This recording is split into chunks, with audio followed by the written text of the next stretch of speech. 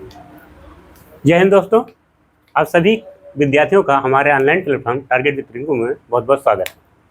आज हम लोग इससे पिछले वाले लेक्चर में हम लोग देखे थे कि बाल विवाह प्रतिषेध अधिनियम 2006 का देखे थे। आज इसी के आगे हम माइनर एक्ट में देखेंगे, सबटेंटिव लॉ में देखेंगे, मूल विधि में देखेंगे कि SC और ST एक्ट देखेंगे 1989 का। अनुसूचित जाति और अनुसूचित जनजाति निवारण अधिनियम 1989 का एक्ट देखेंगे। इसके संदर्भ में देखेंगे कि जातिगत आधार पर किससे कैसे उनके साथ अत्याचार किए जाते हैं और उनसे इस असमानता को दूर करने के लिए, भेदभाव को दूर करने के लिए भारत में 1989 में एक महत्वपूर्ण कानून बनाया गया जिसका नाम SC ST एक्ट 1989 का। आइए इस आगे देखते हैं। हम लोग देखेंगे कि SC ST एक्ट 1989 का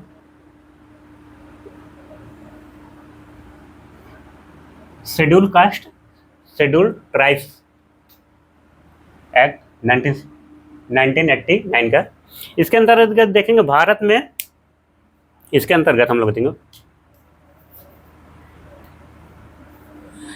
भारत में अनुसूचित जाति और अनुसूचित जनजाति के खिलाफ अत्याचार और उनके साथ हो रहे भेदभाव के खिलाफ एक कानून बनाया गया है। एक कानून अनुसूचित जाति और अनुसूचित जनजाति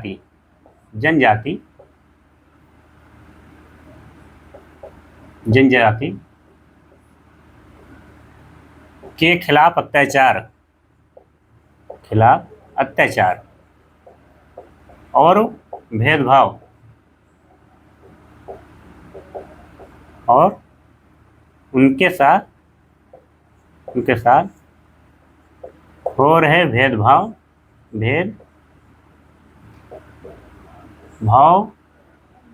को दूर करने के लिए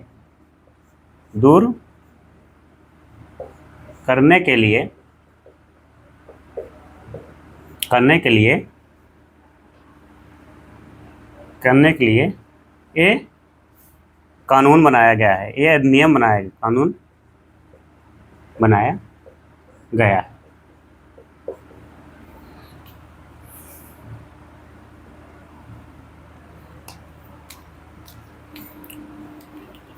ये कानून किस लिए बनाया गया है? SC और ST जो होते हैं, अनुसूचित जाति संबंध रखने वाले, अनुसूचित जनजाति ये संबंध रखने वाले व्यक्तियों के खिलाफ अत्याचार और उनके साथ हो रहे भेदभाव को रोकने के लिए, भेदभाव को दूर करने के लिए या रोकने के लिए करने के लिए यह कानून बनाया गया है। इसका मूल उद्देश्य था उद्देश्य था यही कि इन समुदायों इनका उद्देश्य क्या है? SC और ST समुदाय के लोगों के लिए उनको सामाजिक, आर्थिक और सांस्कृतिक सुरक्षा प्रदान कराना। मूल उद्देश्य क्या है इसका? उद्देश्य किस उद्देश्य से लाया गया? उद्देश्य देख लेते हैं। उद्देश्य क्या होगा? उद्देश्य में इन समुदायों से तात्पर्य है SC और ST, ऐसा लिख लेते हैं। SC ST समुदाय के लोगों को सामाजिक, आर्थिक और सांस्कृतिक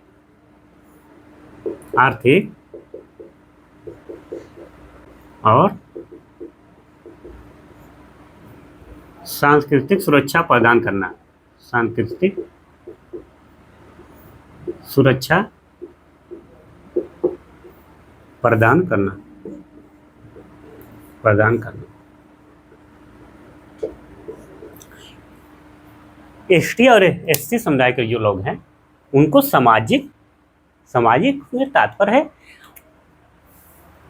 कि उनको समाज के मुख्यधारा में जैसे वोट करने का अधिकार हो, वोट से वंचित न किया जाए, आर्थिक रूप से उनकी संपत्ति को नुकसान न किया, खेत खलिहान इत्यादि उनके पास हो, उनको जब जमींदारी प्रथा थी तो इनके लिए इन समुदायों के पास जबरदस्ती इन पर अत्याचार हुआ था। इनकी ज़मीन को हड़प लेना, इनको जबरदस्ती मजदूरी कराना, इनको रहने के लिए जंगल में समाज के मुख्यधारा न रहने के लिए जंगल में भेज देना, गांव से दूर कर देना।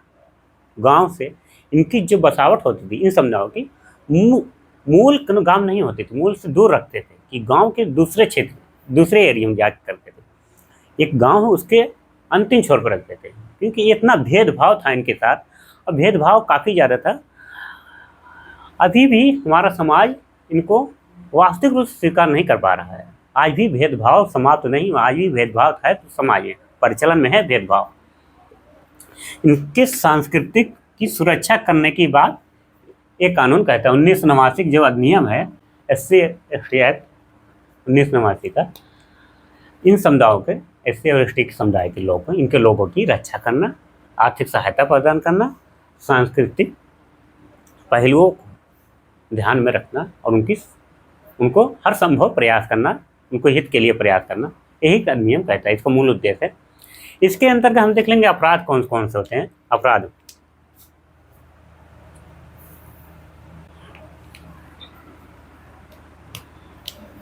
इसमें क्या होगा, सामाजिक होगा, गरिमापूर्ण जीवन जीने के लिए इनका अवसर उठाया जाएगा, इनके खिलाफ हो रहे अत्याचार को दूर किया जाएगा, अत्याचार को दूर करना, ये मूल उद्देश्य इनका है। गरिमापूर्ण जीवन जीने के लिए समाज में स्थान देना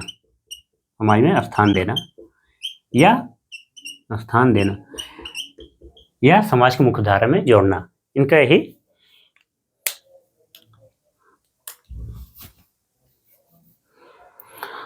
आगे देखिए। इनके साथ जो अत्याचार होता है, अत्याचार में क्या क्या आएगा। अत्याचार इनके लिए इस अधिनियम जो अपराध होंगे, अपराध कहाँ पे देख लेते हैं, यहाँ पे यही देख लेते हैं अपराध। इनके अंदर अपराध देख लेते हैं। अपराध ऑफेंस कौन से करते हैं।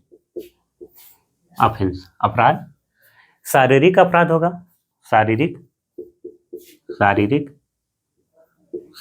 अपराध, शारीरिक, सामाजिक, आर्थिक एवं शोषण इत्यादि प्रकार के इनके साथ शोषण होते रहेंगे। शारीरिक शोषण से मारपीट करना, बलात्कार करना, इस तरीके से घटना करना, इसमें होगा मारपीट,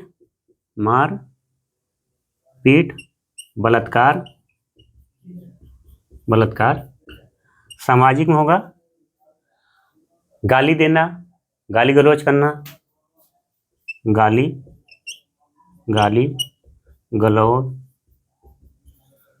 गलौज करना। आर्थिक संपत्ति को नुकसान पहुंचा देना, संपत्ति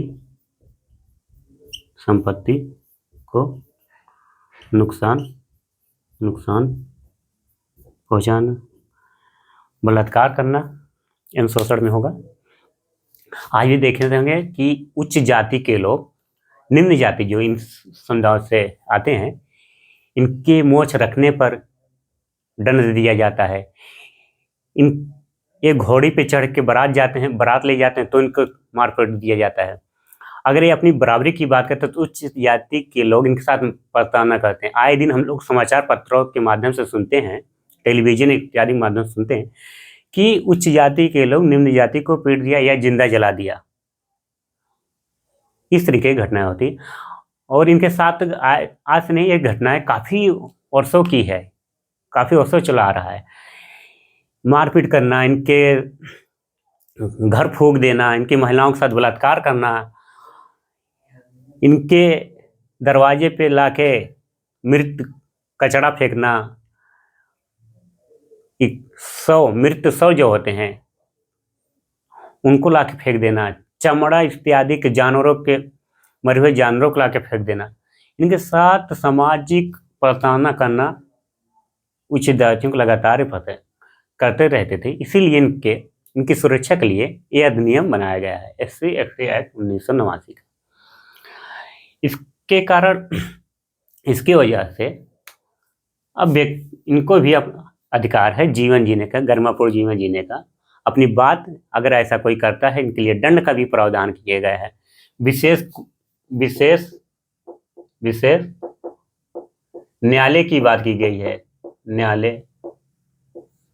विशेष न्यायालय होगा, इनके लिए विशेष न्यायालय बनाया जाएगा कि त्वरित कार्रवाई हुई जिससे इनका न्याय मिल सके, इन समुदायों का सामाजिक सुरक्षा हो सके। ये अपने इनके अधिकारों और हितों का संरक्षण समय से पावे। अगर कोई इस तरीके की घटना करता है तो तुरंत न्यायालय होगा, तो स्पेशल न्यायालय बनाया जाएगा, तुरंत कार्रवाई होगी और कि इनकी विवेचना करेगी। इनकी जो FIR दर्ज होगी कौन करेगा? तो सर्किल ऑफिसर करता है। इसके लिए CO जैसे सर्किल ऑफिसर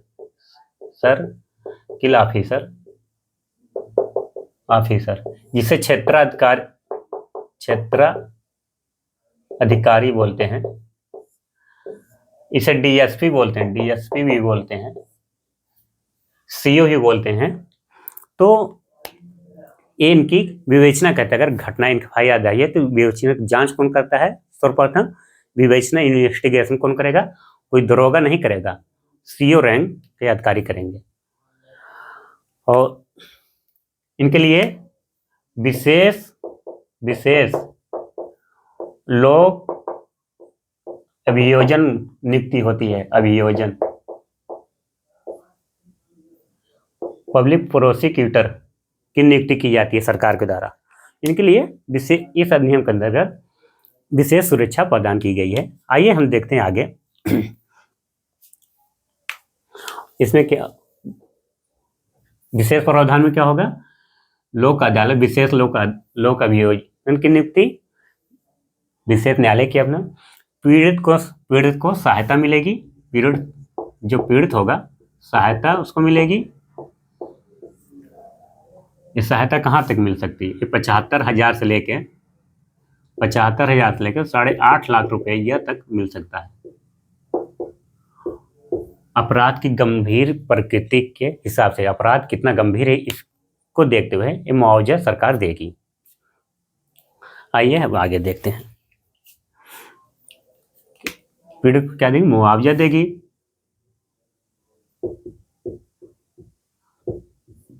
इनका पुनर्वास करेगा, पुरानी अवस्था में आ सके। जिस तरीके से सम्मानपूर्वक घर व्यक्ति जीता है, ऐसी व्यवस्था ताकि ये इनको सामाजिक सुरक्षा मिल सके, अपने मानसिक स्थिति को सुधार सके, पहले जैसी स्थिति में आ सके। पुनर्वास की व्यवस्था की जाएगी। आइए, ये तो हुई मोटी मोटी बात कि हम इसका एक बैकग्राउंड देख लिए जो हमारे अधिनियम में लिखा गया है। स्पेशल कोर्ट होगा, कोर्ट का काम होगा तुरंत। ये स्पेशल कोर्ट जो होंगे, सुप्रीम कोर्ट राज्य सरकार गठन करेगी। प्रत्येक जिले में न्यायालय बनाया जाता है और किसकी सलाह पे? हाईकोर्ट की सलाह पे। काम होता है तुरंत सुनवाई करके न्याय प्रदान करना पीड़िता को। यहाँ है लोक अभियोजन की नियुक्ति की जाती है। यहाँ इसी को बोलते हैं सरकारी वकील। एक क्या करेगा, जो पीड़ित है इनकी सहायता के लिए इनका केस कौन लड़ेगा, यही लड़ेंगे, यही अपनी बात कोर्ट के सामने रखेंगे। ये विशेष प्रावधान किया, पीड़ितों को मुआवजा मिलेगा, ये विशेष प्रावधान हुआ। अब इसमें देखें कि अनुसूचित जाति और जनजाति के खिलाफ अत्याचार और उनके साथ हो रहे भेदभाव को दूर करने का प्रावधान किया गया है। उद्देश्य क्या था? उद्देश्य था इन समुदायों को सामाजिक, आर्थिक और सांस्कृतिक सुरक्षा प्रदान करना, अत्याचार को दूर करना, गरिमापूर्ण जीवन जीने के लिए इनको मुख्यधारा में जोड़ना। इसके अंदर का अपराध कौन कौन से होते हैं? अपराध तो बता ही दिए कि शारीरिक अपराध होता है, मारपीट की जाती है, कभी जिंदा जला दिया जाता है, घोड़ी चढ़कर बारात लेके जाते हैं तो उनको रोक दिया जाता है। उच्च जाति के लोग निम्न जाति को इसे करने से रोकते हैं। मोछ रखने पे भी कोई मोछ निम्न कास्ट का व्यक्ति रख देता है तो उनके लिए प्रार्थना उच्च जाति के लोग इनके साथ करते हैं। इन सामाजिक इनको वोट डालने से रोका जाता है। जो वोट देना मौलिक अधिकार है, उसका कानूनी अधिकार है, जो भारतीय संविधान में उल्लेख किया गया है। वोट देना प्रत्येक व्यक्ति का एक लोकतांत्रिक अधिकार है, उससे वो लोकतंत्र से वंचित किया जाता है। उच्च अपर कास्ट के लोग लोअर कास्ट के व्यक्ति को ऐसा करने से रोकते हैं। तो ये हुई मोटी मोटी बात, ये तो ओवरऑल व्यू देख लिया। अब हम देखते हैं परीक्षा के कॉन्सेप्ट क्लियर हो जाएगा इससे। अब हम परीक्षा के दृष्टि जो फैक्ट हैं उसको देख लेते हैं, सेक्शन वगैरह जहाँ से क्वेश्चन आने होते हैं। आइए देखते हैं। अनुसूचित जाति और अनुसूचित जनजाति अत्याचार निवारण अधिनियम 1989 का 1989 में लाया गया। उस समय तत्कालीन प्रधानमंत्री राजीव गांधी थे। इन समुदायों के साथ, SC और ST समुदायों के साथ आए दिन अत्याचार बढ़ रहे थे, काफ़ी ज़्यादा हो रहे थे, तो इन्हीं की सुरक्षा के लिए यह नियम लाया गया था। आइए देखते हैं एक करके कि इसे लागू कब किया गया और पारित कब हुआ। देखेंगे यहाँ पारित देखेंगे। पारित हुआ आपका 11 सितंबर 1989 को ये पारित हो गया। और लागू कब हुआ इधर देख लेते हैं। लागू हुआ 30 जनवरी 1990 को। 30 जनवरी 1990 को ये लागू हो गया। कहाँ तक ये प्रभाव में हुआ? अब वर्तमान की स्थिति जो है कि संपूर्ण भारत में 28 राज्य 8 केंद्र शासित प्रदेश तक संपूर्ण क्षेत्र पर यह लागू है। यह नियम संपूर्ण क्षेत्र है। जैसा कि हम पिछले लेक्चर में कई बार बता चुके हैं आपको, एक बार फिर से रिकॉल करा दे रहे हैं। 28 राज्य 8 केंद्र शासित प्रदेश, 8 केंद्र शासित प्रदेश, ये जितने क्षेत्र हैं संपूर्ण क्षेत्र पर यह अधिनियम लागू है। आशा करते हैं संपूर्ण भारत पे, क्योंकि अब जम्मू कश्मीर, पहले जम्मू कश्मीर कोई भी अधिनियम होता था, कोई कानून जम्मू कश्मीर में लागू नहीं था। जब से अनुच्छेद 370 की बहाली हुई है उसके उपरांत से वह संपूर्ण भारत पे संसद द्वारा बनाए गए जितने अधिनियम हैं लागू होते हैं। आइए आगे देखते हैं। ये तो हो गई बात। इसमें अध्याय देख लेते हैं, अध्याय कितने हैं। और कुल अध्याय 5 हैं इसमें। कुल अध्याय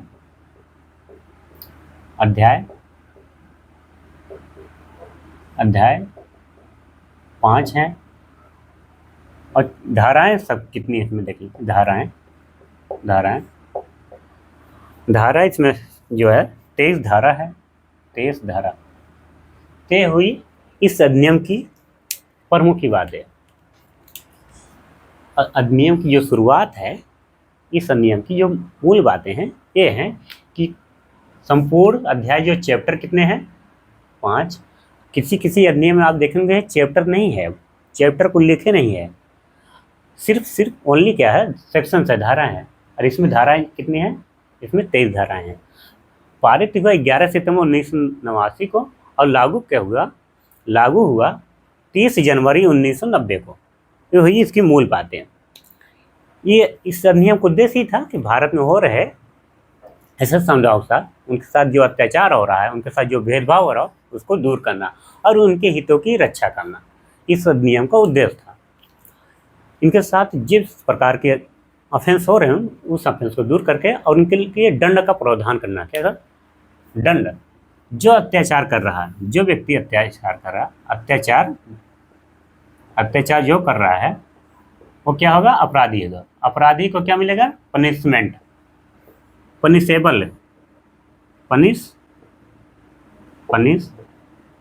मिलेगा, दंड मिलेगा। मिनिमम कितनी सजा इसमें है? इस अधिनियम के अंदर मिनिमम जो है, मिनिमम सजा जो है 6 माह। कोई व्यक्ति हाँ, अगर वो आरोपी है, उसे कितने 6 माह कारावास या जुर्माना, जो भी दोनों हो सकते हैं। मैक्सिमम क्या हो सकता है? मैक्सिमम आजीवन कारावास, आजीवन कारावास। ये किस पे निर्भर करेगा? ये अपराध की प्रकृति पर निर्भर करेगा। अपराध अगर नॉर्मल सा है, सामान्य सा है, तो 6 माह। अगर अपराध गंभीर प्रकृति का है तो उसे आजीवन कारावास या मृत्युदंड भी दिया जा सकता है। ये हुई इसकी मुख्य बातें। 2018 में एक संशोधन हुआ, इसको हम देख लेते हैं, उसके बाद ही आगे बढ़ेंगे। सेक्शंस में देखेंगे उनकी सेक्शंस, इसके बाद सेक्शंस है। मूल बातें हम लोग समझ लें।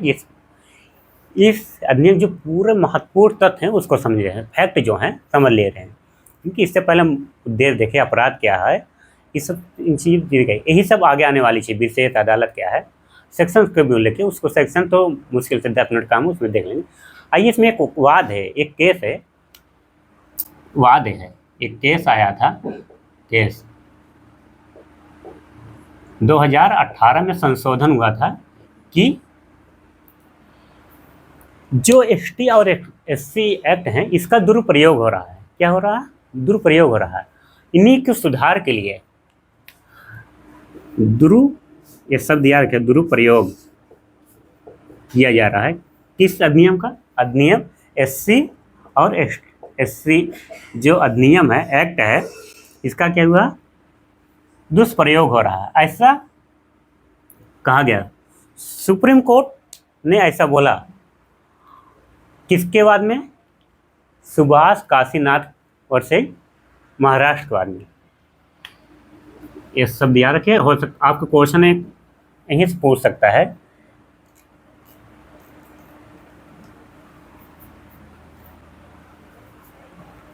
यहाँ याद रखिएगा, सुभाष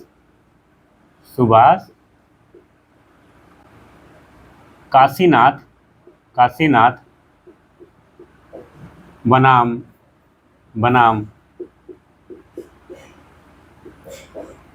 काशीनाथ बनाम महाराष्ट्र राज्य, महाराष्ट्र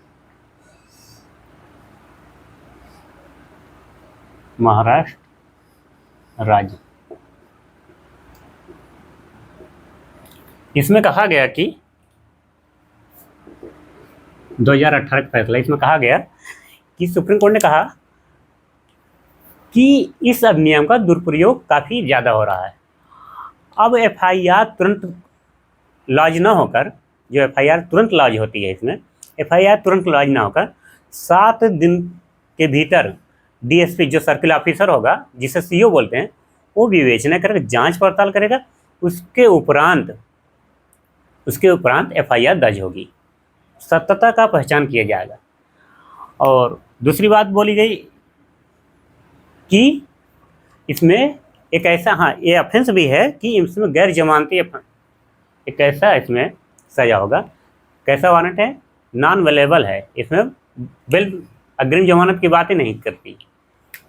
पहले आप ही हुआ करता था 438 CRPC, इसी के अंतर्गत इंटरसेप्टिबल मिलता था, किंतु इसमें जमानत की बात नहीं की गई है। कि जमानत अजमानती है, जमानत नहीं मिल पाएगी, कोर्ट के विवेक पर तय होता है। इसमें जमानत नहीं होता। और ये भी कहा गया है कि एफआईआर तुरंत लिखी नहीं जाएगी। कोई व्यक्ति का शिकायत करता है, तुरंत एफआईआर दर्ज हो और उसको तुरंत गिरफ्तार न किया जाए। ये अधिनियम कहता है, जो मूल अधिनियम इस कहता है कि किसी भी व्यक्ति कोई अपराध करता है, इस अपराध में सूचना अगर पीड़िता ने सूचना दी है थाने पे, तो तुरंत एटवांस बिना एफआईआर दर्ज किए तुरंत गिरफ्तार करिए।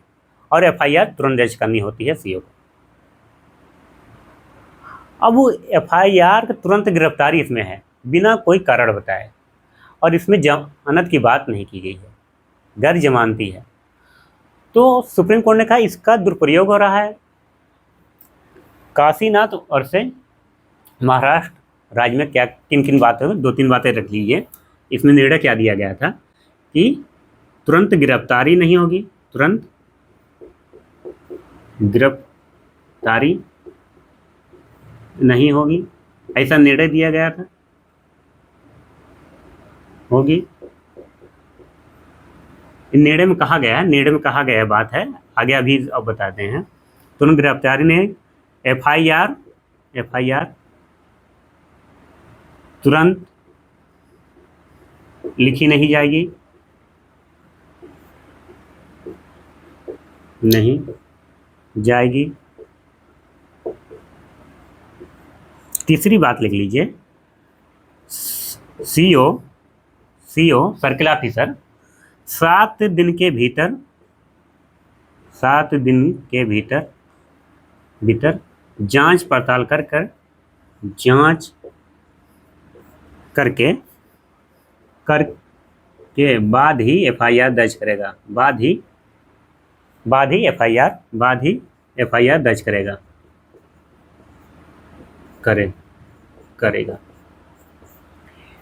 इस निर्णय जब सुप्रीम कोर्ट ने ऐसा निर्णय दिया सुभाष काशीनाथ और से महाराष्ट्र राज्य में के अंतर्गत, तो इससे जनता में काफ़ी रोष फैल गया। पर जगह जगह पर धरना प्रदर्शन होने लगे, जुलूसे निकाले गए। इन्हीं के दबाव में आके सुप्रीम कोर्ट ने फिर अपने निर्णय में परिवर्तन किया। परिवर्तन क्या किया कि मूल चीज़ें कहा गया सुप्रीम कोर्ट ने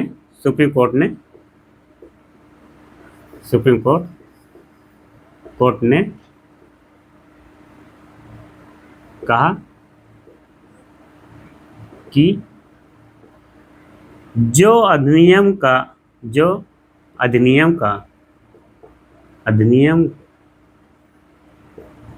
का स्वरूप पहले था, स्वरूप पूर्ववत रहेगा। कहने का तात्पर्य है, इस अधिनियम में जो बोला गया है कि अधिनियम ये कहता है कि तुरंत गिरफ्तारी तुरंत होगी, अपराधी गिरफ्तार तुरंत होगा, अधिनियम कहता है। निर्णय में कहा गया था, जो 2018 में एक संशोधन हुआ था, ये निर्णय दिया गया था, किंतु विरोध होने के बाद कहा गया कि इस समुदाय के साथ आए दिन भी इनको असमानता आज भी झेलनी पड़ रही है, समानता इनके साथ आज भी नहीं हो रही है, इनके साथ भेदभाव आज भी हो रहा है। इसी समानता को बनाए रखने के लिए अधिनियम को इम्प्लीमेंट, जो अधिनियम है उसी का स्वरूप यथावत रहे, जिससे इनके साथ हो रहे अत्याचार को दूर किया जा सकते हैं। सुप्रीम कोर्ट ने अपने निर्णय को वापस लिया और जो स्थिति थी पहले उसी को बनाए रखने को बोला। एफआईआर शिकायत होने पर एफआईआर दर्ज हो। मतलब कहने का तात्पर्य है एफआईआर तब पीड़िता पहुंच रहा है, तुरंत एफआईआर दर्ज हो। तीसरा है, एक ऐसा है गैर जमानती अपराध है, गैर जमानती अपराध है, गैर जमानती अपराध होगा। तो ये चीज़ें थी, ये आपको याद रखना है। एक केस बहुत इंपॉर्टेंट है, सुभाष वर्सेस काशीनाथ बनाम महाराष्ट्र में। इसमें कहा गया था इस अधिनियम को दुरुपयोग होने पर सुप्रीम कोर्ट एक निर्णय दिया था 2018 में कि तुरंत व्यक्ति गिरफ्तार नहीं किया जाएगा, तुरंत एफआईआर लिखी नहीं जाएगी, सीओ जांच के उपरांत लिखी जाएगी। किंतु ऐसे में इन समुदायों के बीच एक असंतोष फैला, जिसके कारण जगह जहाँ पे जुलूस से निकाले गए। सुप्रीम कोर्ट अपने निर्णय में फिर से बदलाव किया और कहा कि अधिनियम की जो मूल बातें हैं यथावत रहेगी, उसमें कुछ चेंज नहीं होगा। कहने का तात्पर्य, सूचना मिलने पे व्यक्ति तुरंत गिरफ्तार किया जाएगा, एफआईआर तुरंत लॉन्च की जाएगी, गैर जमानती अपराध है, ये सब चीज़ें रहेंगी।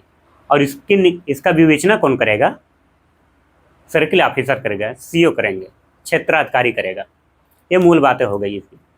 अब हम जो इसकी मूल जो एग्जाम के दृष्टिकोण से परीक्षा में आएंगे, जो प्रश्न यहीं से आएंगे कॉन्सेप्ट से, अब हम देखते हैं कुछ सेक्शन हो सकते हैं, कुछ सेक्शन इंपॉर्टेंट है उसको भी देख लें, जो मुश्किल से 10 मिनट खत्म होंगे। आइए देखते हैं आज धारा 3। आइए धारा 3 देखते हैं, अत्याचार के विरुद्ध दंड। अगर कोई व्यक्ति अत्याचार करता है, यहाँ एक चीज़ याद रखिएगा, जो ये दंड का प्रावधान है, जो SC ST एक्ट जिसके ऊपर लगता है वो सेम कास्ट के नहीं लगे। जैसे कोई व्यक्ति SC और ST है, अगर SC और ST ही अत्याचार कर रहे हैं एक दूसरे के ऊपर, तो इनके खिलाफ SC और ST का मुकदमा दर्ज नहीं किया जाएगा। ST और ST का मुकदमा FIR उन्हीं के ऊपर दर्ज की जाएगी जो इनसे बाहर क्षेत्र के हों। कहने कि इस समुदाय से बाहर, जैसे कोई सामान्य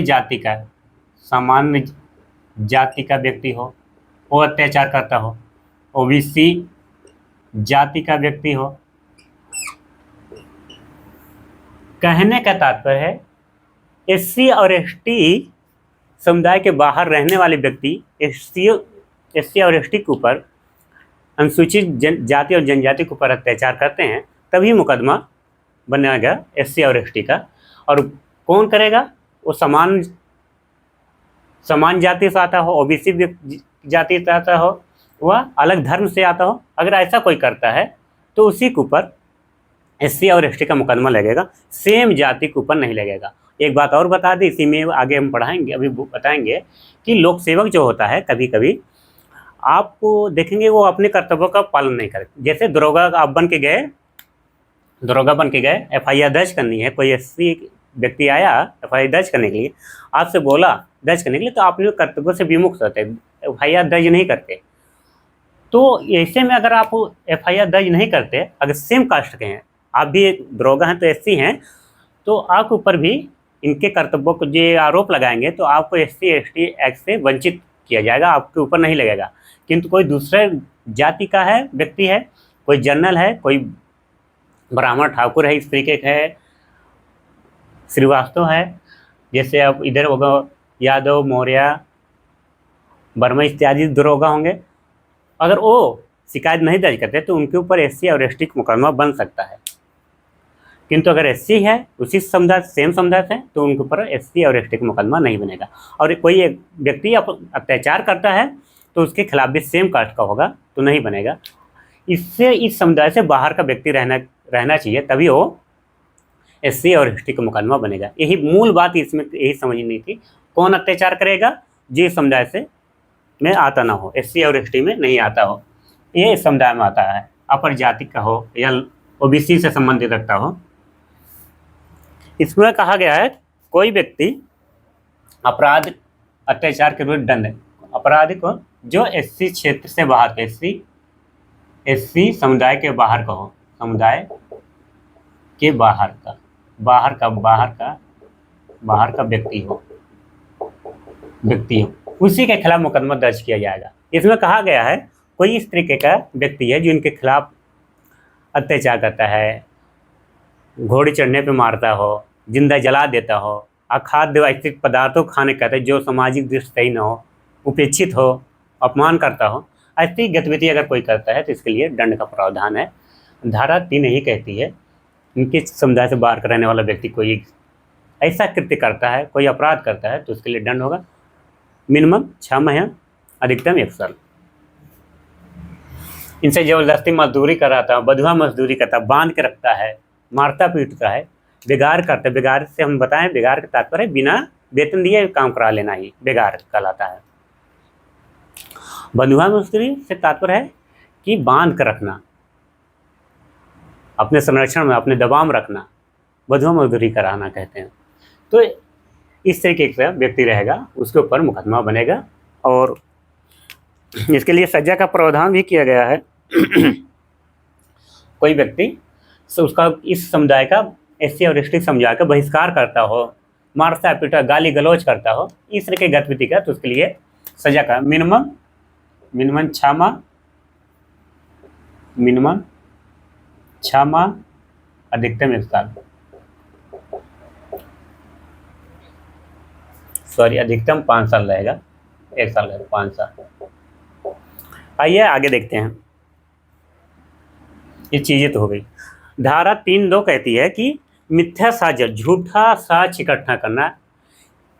कोई व्यक्ति जो इस SC और ST में नहीं आता हो, कोई ऐसा समझिएगा मेरी भाषा को, कोई OBC या जनरल बैकग्राउंड से व्यक्ति आता हो, अगर वो झूठा साक्ष्य इकट्ठा करता है किसी SC और ST को फंसाने के लिए, अनुसूचित जाति और जनजाति व्यक्ति को फंसाने के लिए साक्ष्य करता है, उसके खिलाफ FIR दर्ज कराता है और उस झूठी FIR में झूठा साक्ष्य, झूठी FIR लिखाता है, मनगढ़ंत कहानी बनाता है, अगर ऐसे में वो आरोप करवा देता है, ऐसे दबाव करा देता है, उस आरोप में अगर SC और ST व्यक्ति किसी की मृत्यु हो जाती है या दोष कारित हो जाता है उस पर, तो ऐसे में जब जांच के उपरांत पता चला गया मिथ्या साक्ष्य, झूठा साक्ष्य दिया था, झूठी गवाही दिया था, तो ऐसे में इसके ऊपर मृत्युदंड की भी सजा लग हो सकता है। आजीवन कारावास के साथ साथ व्यक्ति को मृत्युदंड की सजा भी मिलेगी। मृत्युदंड की सजा हो सकती है। किसी व्यक्ति को SC और ST के व्यक्ति के उसके ऊपर अत्याचार करने के लिए झूठा गवाही देता है, झूठा FIR लिखाता है, झूठा साक्ष्य इकट्ठा करता है, अगर उसे फांसी दिलाने के लिए, उसे सजा दिलाने के लिए ऐसा कोई व्यक्ति करता है जो SC समुदाय से बाहर का हो, इस तरीके कोई कृत्य करता है, अगर जांच में पाया गया झूठा दिया गया था, तो उस व्यक्ति को फांसी भी की सजा भी हो सकती है। धारा 3(2) यही कहती है। आगे देखते हैं। धारा 4 कहता है कि लोक सेवक से तात्पर्य है यहाँ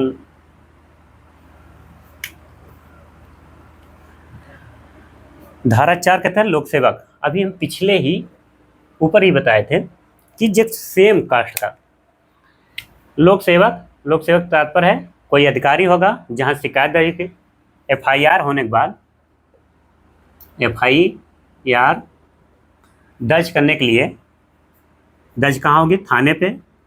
थाने पे कोई अधिकारी होगा, आप दरोगा बन के गए हैं, आपका कर्तव्य होगा FIR दर्ज करना। आप अगर अपर कास्ट के हैं या OBC समुदाय से संबंध रखते हैं, अगर इनकी FIR दर्ज नहीं किए तो आपके ऊपर SC और ST का मुकदमा बन सकता है। आप अपने कर्तव्यों का पालन नहीं किए, कर्तव्यों क्या लिख लीजिए, कर्तव्यों का एक लाइन लिख लीजिएगा ऐसे डॉट करके, कर्तव्यों का पालन न करने पर सजा।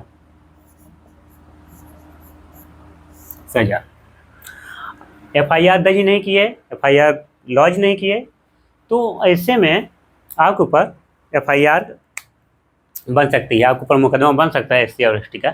अगर यहीं पे थाने पे जो SI है, दरोगा है, अगर वो SC और SC एसटी समुदाय से आता है, एससी और एसटी समुदाय से आता है, तो उसके ऊपर एससी और एसटी का मुकदमा नहीं बनेगा।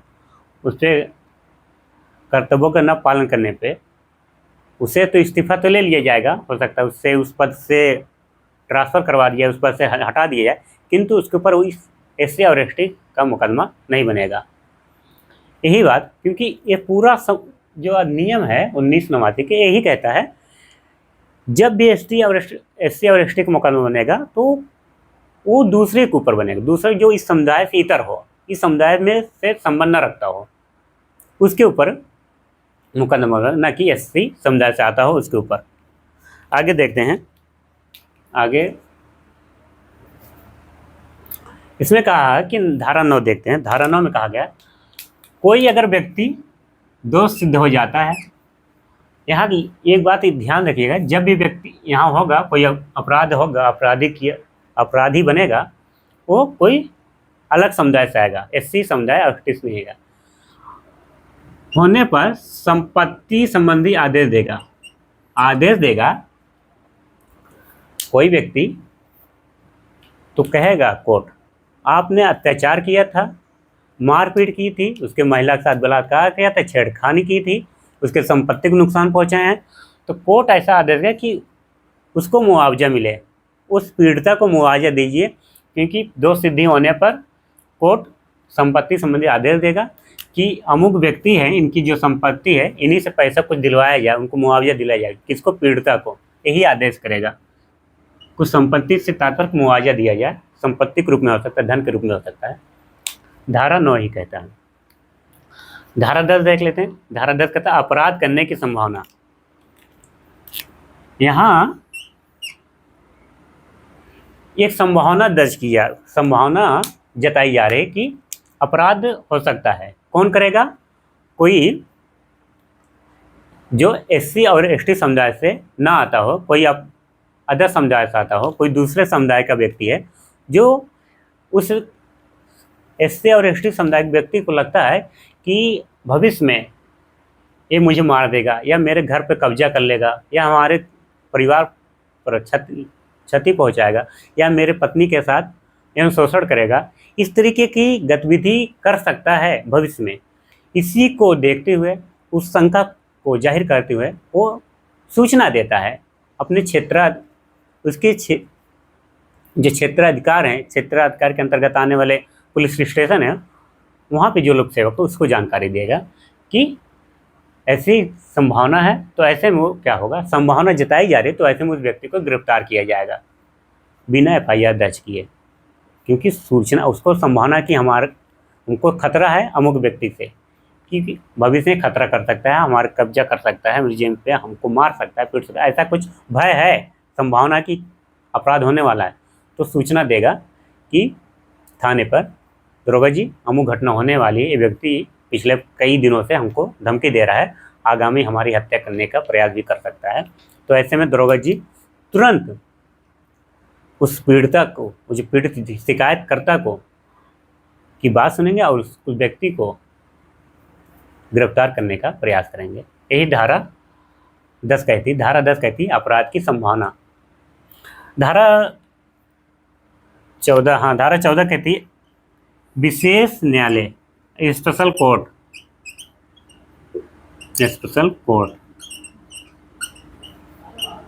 प्रत्येक जिले में राज्य सरकार द्वारा स्पेशल कोर्ट बनाया जाता है, हाई कोर्ट के सलाह पे। क्यों बनाया जाता है? क्योंकि पीड़िता को त्वरित न्याय चाहिए। न्याय कितना? 90 दिन के भीतर न्याय होना चाहिए। 90 दिन के भीतर न्याय होना चाहिए, यही बात कहती है। 90 दिन के भीतर न्याय होना चाहिए। यहाँ पे लिखें, न्याय कितने दिन के? 90 दिन के भीतर न्याय मिलना चाहिए और त्वरित कार्रवाई हो, इस पर त्वरित कार्रवाई हो। और न्याय कौन देगा? प्रथम वही है, प्रथम रैंक का न्यायिक मजिस्ट्रेट, वही इसके ट्रायल करेगा, विचारण ही करेगा। विचारण सुनवाई कौन करेगा? जांच में पाया जाता है तो 90 दिन के भीतर इस पर सुनवाई कर सजा तक पहुंचना होता है। इसलिए विशेष न्यायालय का गठन किया जाता है। फास्ट ट्रैक कोर्ट भी इसी इसे भी बोलते हैं, इसी के अंतर्गत आते हैं। उनका भी काम होता है तुरंत न्याय प्रदान करना, तुरंत कार्रवाई हो, जल्द से जल्द पीड़िता को राहत मिले और पीड़िता की जो हानि हुई है, जो अपराध पीड़ित के साथ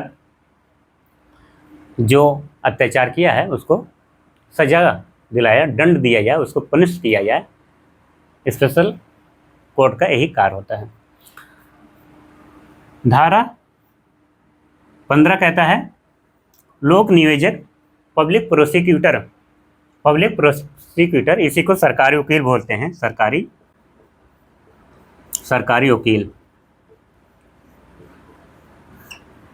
वकील का काम है कि SC और ST जैसे जो संबंधित मुकदमे होते हैं वो कौन देखेगा? सरकारी वकील देखता है, लोक नियोजक देखता है। कोई SC और ST संबंधित मुकदमा हो जाता है, उनका वकील जो होगा पब्लिक लोक सेवक होता है, लोक नियोजक होता है, पब्लिक प्रोसिक्यूटर और सरकारी वकील होता है। वही इनके मुकदमे को देखता है, इनकी तरफ से वही बहस करता है। आइए कुछ धाराएं और हैं उसको भी देख लेते हैं।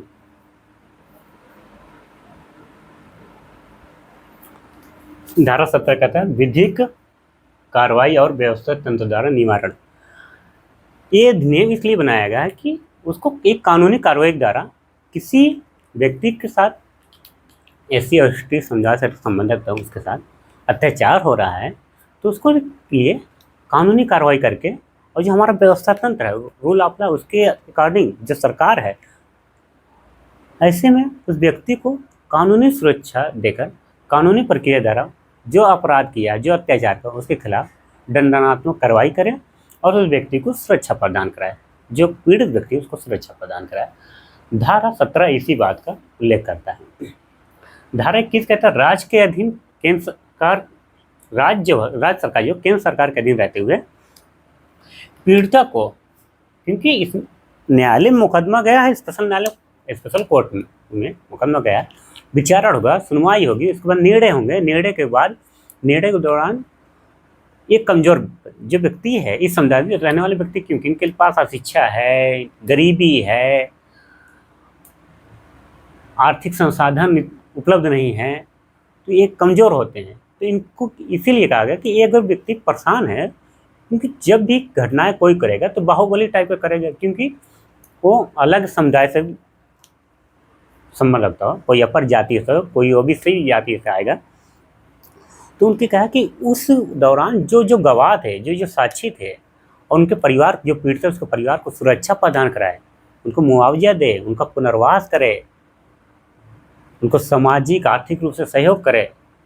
इस अधिनियम करता है कि पीड़ित को संरक्षण प्रदान करे, किसी भी तरीके से उसको तकलीफ न पहुंचा पाए, सुरक्षा दे। क्योंकि हो सकता है वो आदमी और गवाही को, कोई व्यक्ति ST की तरफ से गवाही दिया है, साक्षी बना है, तो हो सकता है वो बाहुबली टाइप का सामने वाला व्यक्ति हो, डराता हो, धमकाता हो, उन्हीं से संरक्षण प्रदान करने की बात करता है, उसके परिवार को और उसकी जो साक्षी गवाही उसको संरक्षण की बात करता है। धारा 21। धारा 22 कहता है सद्भावनापूर्ण कार्रवाई की। लोक सेवक जो होता है, पब्लिक सर्वेंट जो होता है, जो थानेदार पे आप दरोगा बन के जाएंगे, आपका जो इंटेंशन होगा वो अच्छा होगा, गुड इंटेंशन के साथ आप कार्य करेंगे। इसी दौरान कुछ गुड इंटेंशन के दौरान सद्भावनापूर्ण कार्रवाई के दौरान कुछ अगर चूक हो जाती है तो उससे आपको संरक्षण प्राप्त होगा। धारा 22 कहती है। धारा 23 कहते हैं नियम बनाने की शक्ति, और नियम बनाने की शक्ति जो है केंद्र सरकार के पास होगी, केंद्र के पास होगी। अनुसूचित जाति और अनुसूचित जनजाति अधिनियम 1989 के अंतर्गत अगर कोई नियम में बदलाव करना, कोई संशोधन करना है, कुछ चीज़ें ऐड करनी है, तो ऐसे में ये शक्तियाँ किसे पता है, ये शक्तियाँ केंद्र सरकार को प्रदान की गई है। उम्मीद है ये चीज़ें समझ आएंगी। इस अधिनियम मुख्य बात समझने वाली है कि इस जो अत्याचार होगा, जो परेशानियाँ होगी, जो पीड़ित होगा, कौन होगा? हमेशा होगा SC समुदाय से संबंध रखता होगा। वो जो अत्याचार करेगा, जो परेशान करेगा, वो कौन सा व्यक्ति होगा? वो इस समुदाय से संबंध नहीं रहेगा, वो बाहरी होगा। बाहरी तत्व कोई अपर कास्ट का होगा, कोई अलग धर्म से होगा, कोई OBC समुदाय से आता होगा, किंतु वो सेम कैटेगरी से नहीं आएगा। जब भी SC और ST एक्ट या मुकदमा दर्ज किया जाएगा वो अलग ही कास्ट के लोगों पे दर्ज किया है, न कि SC और ST पे। इसीलिए इनके संरक्षण की बातें, मुख्य बात यही समझने वाली है, सारा प्रोविजन दूसरे खिलाफ, जो अत्याचार करेगा उसके खिलाफ होगा। अगर सेम कास्ट में कर लिए तो उनके खिलाफ SC और ST का मुकदमा नहीं बनेगा।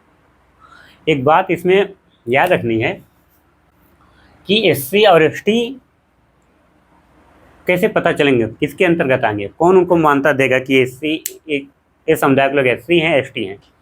तो अनुच्छेद एक याद करेगा, अनुच्छेद भारतीय संविधान का अनुच्छेद 3 से 41 इस बात को कहता है कि राष्ट्रपति के मंजूरी के बाद ही किसी क्षेत्र और किसी समुदाय को SC और ST में शामिल किया जाएगा। SC और ST में शामिल किया जाएगा।